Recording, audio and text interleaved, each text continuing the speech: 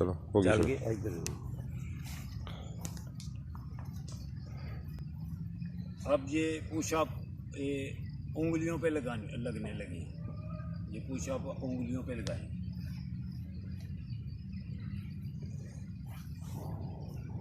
तुसी भी बोलो ना कुछ।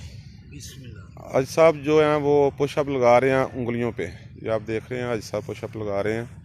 आज साहब गिनती कर रहे हैं 6 7 9।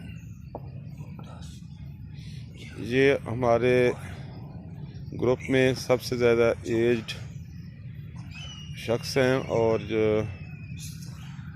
70 से अबव एज है इनकी, लेकिन माशाल्लाह फिट हैं। अल्लाह ताला मज़ीद फिट रखे। और ये उंगलियों पे पुशअप हैं।